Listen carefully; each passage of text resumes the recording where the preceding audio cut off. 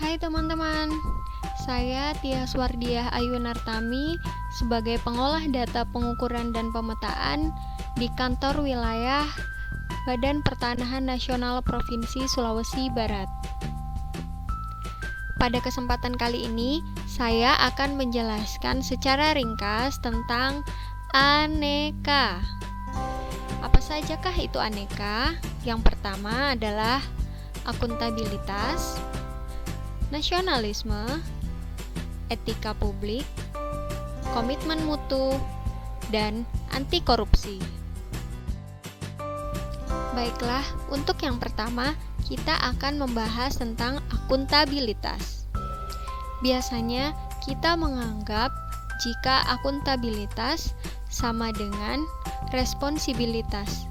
Padahal, hal ini berbeda, di mana akuntabilitas adalah kewajiban pertanggungjawaban yang harus dicapai, sedangkan responsibilitas adalah kewajiban untuk bertanggung jawab.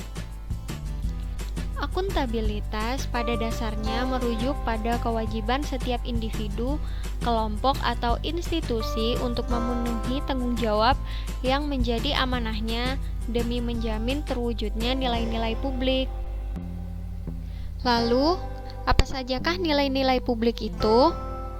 Yang pertama, mampu mengambil pilihan yang tepat dan benar ketika terjadi konflik kepentingan. Yang kedua, memiliki pemahaman dan kesadaran. Yang ketiga, memperlakukan warga negara secara sama dan adil. Dan yang keempat, menunjukkan sikap dan perilaku yang konsisten dan dapat diandalkan. Aspek-aspek akuntabilitas. Akuntabilitas adalah sebuah hubungan. Hubungan yang dimaksud adalah hubungan dua pihak antara individu atau kelompok maupun institusi dengan negara dan masyarakat. Yang kedua, akuntabilitas berorientasi pada hasil, di mana hasil yang diinginkan dari akuntabilitas adalah perilaku aparat pemerintah yang mampu bertanggung jawab, adil, serta inovatif. Yang ketiga, akuntabilitas membutuhkan adanya laporan. Laporan kinerja dianggap mampu menjelaskan terhadap tindakan dan hasil yang telah dicapai oleh individu atau kelompok maupun instansi, serta mampu memberikan bukti nyata dari hasil dan proses yang telah dilakukan. Yang keempat adalah akuntabilitas memerlukan konsekuensi, di mana konsekuensi tersebut dapat berupa penghargaan maupun sanksi. Dan yang terakhir adalah akuntabilitas publik memiliki 3 fungsi utama, yaitu yang pertama adalah untuk menyediakan kontrol demokratis. Yang kedua, untuk mencegah korupsi dan penyalahgunaan kekuasaan. Dan yang terakhir, untuk meningkatkan efisiensi dan efektivitas. Akuntabilitas publik terdiri atas 2 macam, yaitu akuntabilitas secara vertikal dan yang kedua adalah akuntabilitas secara horizontal. Akuntabilitas vertikal adalah pertanggungjawaban kepada otoritas yang lebih tinggi. Misalnya, mempertanggungjawabkan unit-unit kerja kepada pemerintah daerah dan kemudian pemerintah daerah kepada pemerintah pusat, dan seterusnya. Sedangkan akuntabilitas horizontal adalah pertanggungjawaban kepada masyarakat luas, di mana membutuhkan pejabat pemerintah untuk melaporkan ke samping kepada para pejabat lainnya dan lembaga negara. Untuk menciptakan lingkungan kerja yang akuntabel, maka dibutuhkan 9 aspek. Yang pertama adalah kepemimpinan, di mana pimpinan memainkan peranan yang sangat penting dalam menciptakan lingkungannya. Adanya komitmen yang tinggi dalam melakukan pekerjaan sehingga memberikan efek positif bagi pihak lain untuk berkomitmen pula. Sehingga aspek tersebut dapat menggagalkan kinerja yang baik, yaitu hambatan politis maupun keterbatasan sumber daya.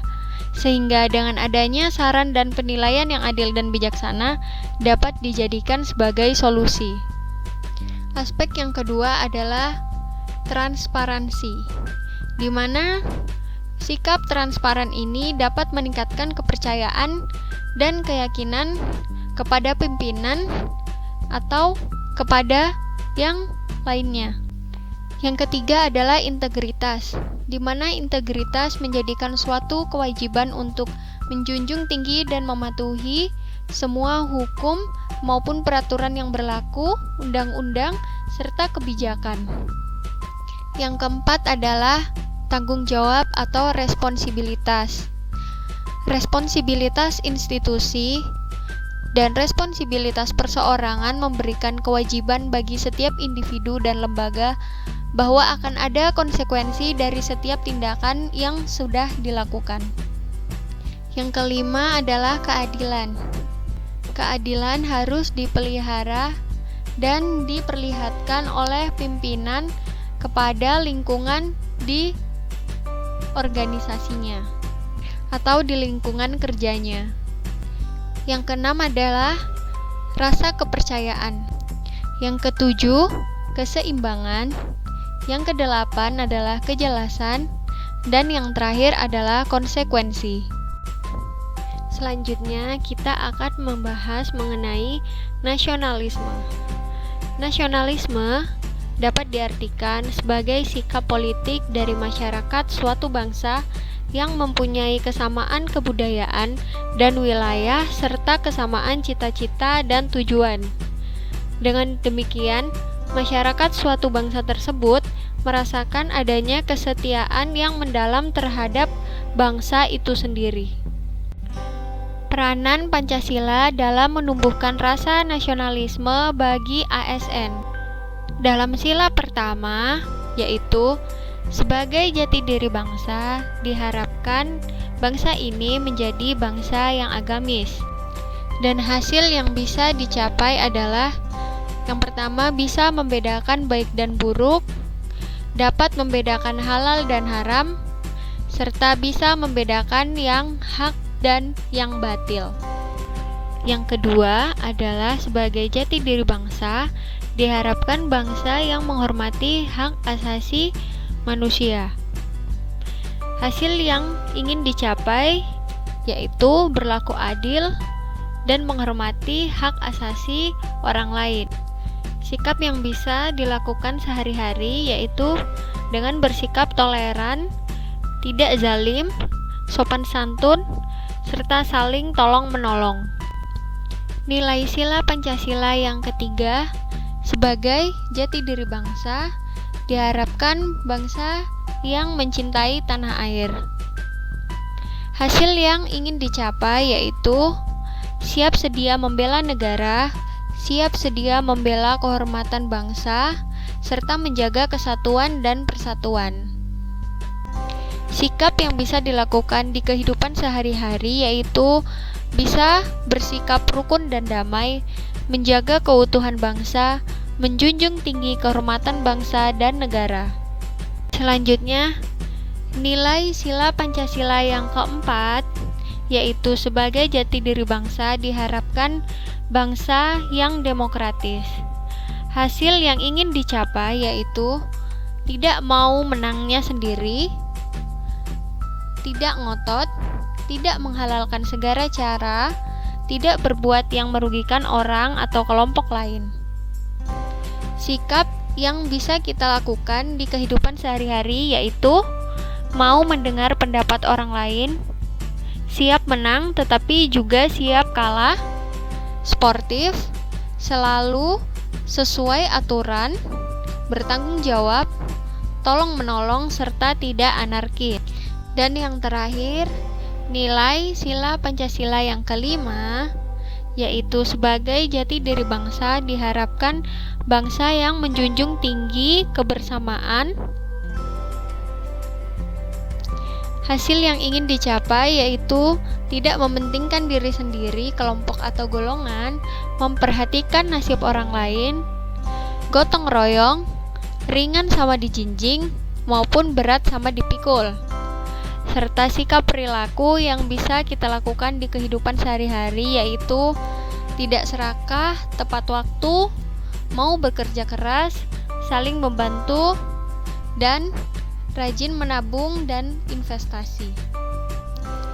Dalam pasal 10 Undang-Undang Nomor 5 Tahun 2014 tentang aparatur sipil negara menegaskan salah satu fungsi ASN sebagai pelaksana kebijakan publik, yaitu ASN sebagai eksekutor yang melaksanakan segala peraturan perundang-undangan yang menjadi landasan kebijakan publik di berbagai bidang dan sektor pemerintahan. Peranan ASN sebagai pelaksana kebijakan publik yaitu ada dua. Yang pertama, ASN harus memiliki nilai-nilai kepublikan, berorientasi pada kepentingan publik dan senantiasa menempatkan kepentingan publik, bangsa dan negara di atas kepentingan lainnya, mengedepankan kepentingan nasional ketimbang kepentingan sektoral dan golongan. Yang kedua, ASN harus memiliki karakter dan orientasi kepublikan yang kuat dan mampu mengaktualisasikannya dalam setiap langkah-langkah pelaksanaan kebijakan publik. Peranan dan fungsi ASN sebagai pelayanan publik ada tiga. Yang pertama, ASN mampu menunjukkan sikap profesionalitas. Yang kedua, dapat melayani publik dengan baik. Dan yang ketiga, yaitu berintegritas tinggi. Selanjutnya, kita akan membahas mengenai etika publik. Konsep etika publik seringkali disamakan dengan moral. Namun, etika lebih dipahami sebagai refleksi atas baik atau buruk, benar atau salah, yang harus dilakukan atau bagaimana melakukan yang baik atau yang benar. Sedangkan moral mengacu pada kewajiban untuk melakukan yang baik atau apa yang seharusnya dilakukannya. Kode etik adalah aturan-aturan yang mengatur tingkah laku dalam suatu kelompok khusus. Sudut pandangnya hanya ditujukan pada hal-hal prinsip dalam bentuk ketentuan-ketentuan tertulis. 12 nilai-nilai dasar etika publik diatur dalam Undang-Undang Nomor 5 Tahun 2014 Pasal 4. Yang pertama, melaksanakan tugasnya secara jujur, bertanggung jawab, dan berintegritas tinggi. 2. Melaksanakan tugasnya secara cermat dan disiplin. 3. Melaksanakan tugas sesuai dengan peraturan perundang-undangan yang berlaku. 4. Melayani dengan sikap hormat, sopan dan tanpa tekanan. 5. Melaksanakan tugas sesuai dengan perintah atasan sejauh tidak bertentangan dengan peraturan perundang-undangan dan etika pemerintahan. 6. Menjaga kerahasiaan yang menyangkut kebijakan negara. 7.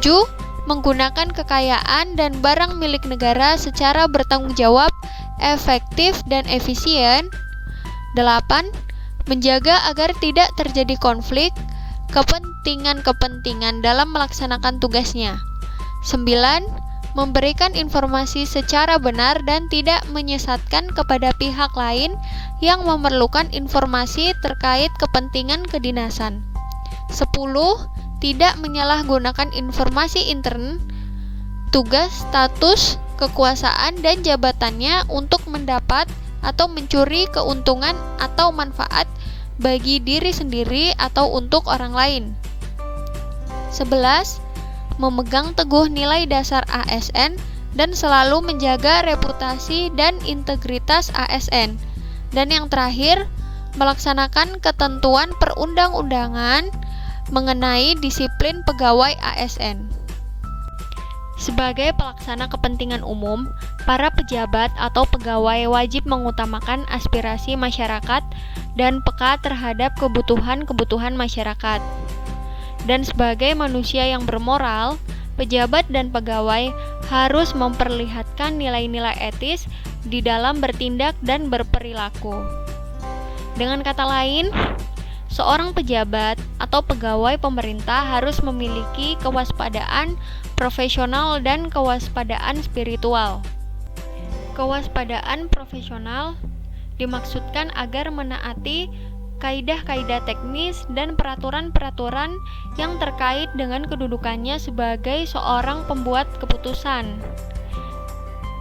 Sedangkan kewaspadaan spiritual merujuk pada penerapan nilai-nilai kearifan, kejujuran, keuletan, sikap sederhana dan hemat, tanggung jawab, serta akhlak dan perilaku yang baik. Selanjutnya, kita akan membahas tentang komitmen mutu. Mutu merupakan salah satu standar yang menjadi dasar untuk mengukur capaian hasil kerja. Mutu juga dapat dijadikan sebagai alat pembeda atau pembanding dengan produk atau jasa sejenis lainnya yang dihasilkan oleh lembaga lain sebagai pesaing. Komitmen berkaitan dengan individu atau kelompok, janji, perbuatan, sedangkan mutu berkaitan dengan standar kelayakan, ciri atau sifat. Ada 4 nilai penting dalam komitmen mutu. Yang pertama adalah efektivitas, di mana organisasi dapat mencapai tujuan yang ditetapkan atau berhasil mencapai apapun yang coba dikerjakan. Efektivitas organisasi berarti memberikan barang atau jasa yang dihargai oleh pelanggan. Yang kedua adalah efisiensi, jumlah sumber daya yang digunakan untuk mencapai tujuan organisasional. Efisiensi organisasi ditentukan oleh berapa banyak bahan baku, uang, dan manusia yang dibutuhkan untuk menghasilkan jumlah keluaran tertentu. Yang ketiga adalah inovasi, di mana suatu organisasi beradaptasi terhadap perubahan-perubahan di pasar, teknologi, dan persaingan. Yang keempat adalah mutu, di mana apapun yang menjadi kebutuhan dan keinginan konsumen diharapkan memiliki nilai kesempurnaan dan kesesuaian terhadap persyaratan yang diinginkan. Nilai-nilai dasar orientasi mutu dalam memberikan layanan prima. Yang pertama, mengedepankan komitmen terhadap kepuasan customer. Yang kedua, memberikan layanan yang menyentuh hati untuk menjaga dan memelihara agar klien tetap setia. Yang ketiga, menghasilkan produk atau jasa yang berkualitas tinggi. Yang keempat, beradaptasi dengan perubahan yang terjadi, baik yang berkaitan dengan pergeseran tuntutan kebutuhan klien maupun perkembangan teknologi. Yang kelima, menggunakan pendekatan ilmiah dan inovatif dalam pemecahan masalah dan pengambilan keputusan. Dan yang terakhir, melakukan upaya perbaikan secara berkelanjutan atau berkala melalui berbagai cara. Dan yang terakhir, kita akan membahas mengenai anti korupsi. Kata korupsi sendiri berasal dari bahasa Latin yaitu corruptio, yang artinya kerusakan, kebobrokan, dan kebusukan. Selaras dengan kata asalnya, korupsi sering dikatakan sebagai kejahatan yang luar biasa. Salah satu alasannya karena dampaknya yang sangat luar biasa menyebabkan kerusakan baik di dalam maupun di ruang lingkup pribadi atau keluarga dan masyarakat, ataupun kehidupan yang lebih luas. Meskipun terjadi dalam kurun waktu yang pendek, namun dapat berdampak secara jangka panjang. Ciri-ciri korupsi antara lain: 1. Dilakukan oleh lebih dari satu orang. 2. Merahasiakan motif atau ada keuntungan yang diraih. 3. Berhubungan dengan kekuasaan, kewenangan. Yang keempat, berlindung di balik pembenaran hukum. Yang kelima, melanggar kaedah kejujuran dan norma hukum. Dan yang keenam, mengkhianati kepercayaan. Menurut Badan Pengawas Keuangan dan Pembangunan Republik Indonesia, ada beberapa hal yang menyebabkan korupsi. Di antaranya yaitu, pertama, dari individu pelaku korupsi itu sendiri. Yang kedua adalah aspek organisasi. Yang ketiga yaitu masyarakat tempat individu dan organisasi berada. Dan yang keempat adalah sistem yang buruk atau tidak baik. Ada beberapa peraturan perundang-undangan yang berkaitan dengan korupsi. Yang pertama yaitu Undang-Undang Dasar 1945 Pasal 5 Ayat 1 dan Pasal 20 Ayat 1. Yang kedua, Undang-Undang Nomor 3 Tahun 1971 tentang Pemberantasan Tindak Pidana Korupsi. Ketiga, Ketetapan Majelis Permusyawaratan Rakyat Republik Indonesia Nomor Romawi 11 /MPR /1998 tentang penyelenggara negara yang bersih dan bebas korupsi, kolusi, dan nepotisme. Yang keempat, Undang-Undang Nomor 28 Tahun 1999 tentang penyelenggaraan negara yang bebas dari korupsi, kolusi, dan nepotisme, atau Lembaran Negara Republik Indonesia Tahun 1999 Nomor 75 dengan tambahan Lembaran Negara Nomor 3851. Dan masih banyak lagi ketentuan hukum lainnya. Lantas ada beberapa jenis-jenis korupsi, yaitu kerugian keuangan negara, suap menyuap, penggelapan dalam jabatan, pemerasan, perbuatan curang, benturan kepentingan dalam pengadaan, serta gratifikasi. Nilai-nilai dasar anti korupsi. Yang pertama, jujur. Kedua, peduli. 3, mandiri. 4, disiplin. 5, tanggung jawab. 6, kerja keras. 7, sederhana. 8, berani. Dan yang ke-9, adil. Pencegahan korupsi itu sendiri dapat dilakukan dengan 2 cara, yaitu perbaikan sistem dan perbaikan manusia. Perbaikan sistem yang bisa kita lakukan yaitu dengan peraturan perundang-undangan, reformasi birokrasi, menegakkan etika profesi dan tata tertib lembaga, penerapan prinsip good governance. Sedangkan perbaikan manusia bisa kita lakukan dengan memperbaiki moral, meningkatkan kesadaran hukum, mengentaskan kemiskinan, serta memilih pimpinan yang bersih, jujur, dan anti korupsi. Itulah tadi penjelasan singkat saya mengenai akuntabilitas, nasionalisme, etika publik, komitmen mutu, dan anti korupsi. Terima kasih telah menyimak video saya. Sampai jumpa lagi di video selanjutnya.